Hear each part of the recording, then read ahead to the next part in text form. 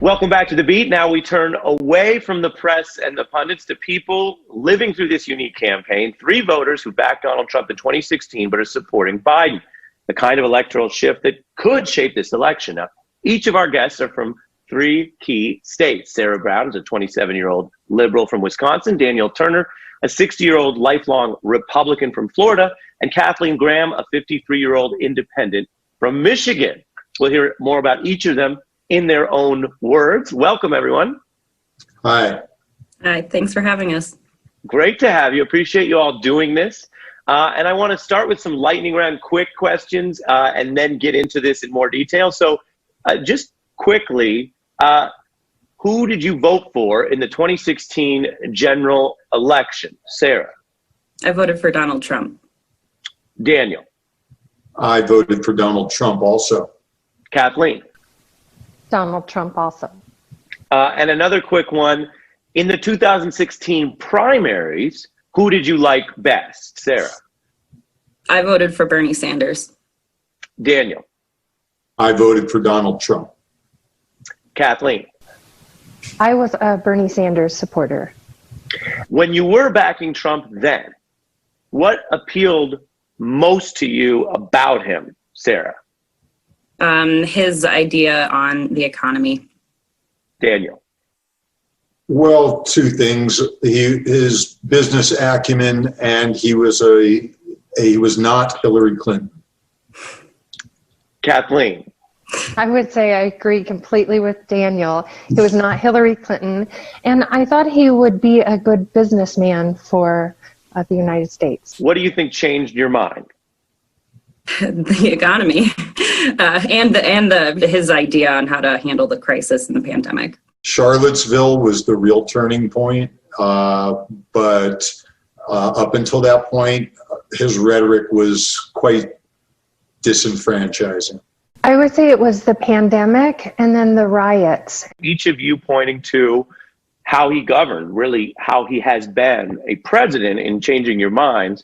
And starting with Daniel, do you view him at this point as someone who turned out to just be ineffective? Or do you view him as someone who lied and didn't really mean what he said when he first ran? All of the above, Ari. He's day by day digging a deeper hole that is just making him less and less credible, less and less effective, less and less believable. And for you as a Republican, Daniel, is that different than what you were expecting?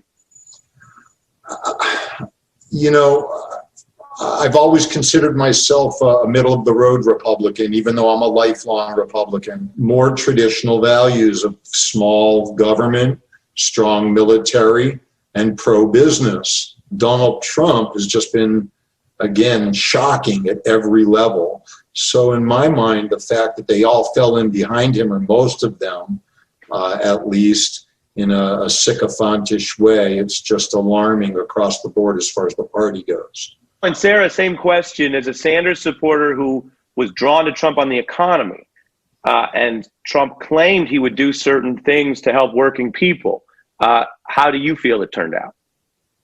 Obviously, not really good. I think the pandemic did have a big part to play in that, obviously. I mean, it's not helping our economy at all. So his original idea of improving the economy just backfired. I mean, and he really hasn't done anything to improve it. Kathleen? Well, I think he turned out to be a salesman instead of a business leader.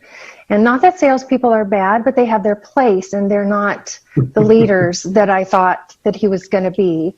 He kind of reminded me of my first husband. He doesn't listen, doesn't stop to ask for directions, and doesn't compromise. Daniel, you're nodding. I'm a democratic capitalist. I believe Bernie's a little too socialist for me, but I'm definitely not interested in fascism, communism, or dictatorship in any way. And Mr. Trump wants to run an autocratic dictatorship type of regimen, and he's got enough people that actually do walk with him that it scares the heck out of him. Well, and Sarah, you personify something that a lot of people around the country are wondering what happened last time. You're a self-described young liberal woman who backed Bernie Sanders in Wisconsin, where it came down to the wire. And so what about that choice then feels so different to you now? Because it's the same Trump, but you're deciding now to back Biden when you didn't back Hillary Clinton. Like I said, it was my main motivator for voting, regardless of the party, is if they're going to be a good leader and if they're going to lead this country into a positive economy, because I really feel like that's where all of our issues stem from. I think just what he's done hasn't backed what he said, especially when it comes to the economy. And is it that you like Trump less than you did then, or you like Biden more than Clinton? No, I don't like Biden more. I like Trump less. This time around, we have to pick between one of the two lesser evils. Not necessarily excited about voting for Biden. As a liberal, what concerns you about Biden as you look at him as a potential president? To put it frankly, I don't think he has the backbone to get all of the things that he wants to accomplish done in this country. And I think it's just going to be another 4 years of nothing. Progression. And that's an optimistic and inspiring message, Sarah. I know. Hey, I'm Ari Melber from MSNBC. You can see more of our videos right here, or better yet, subscribe to our YouTube channel below. You could have been anywhere in the world, but you're here with us, and we appreciate that.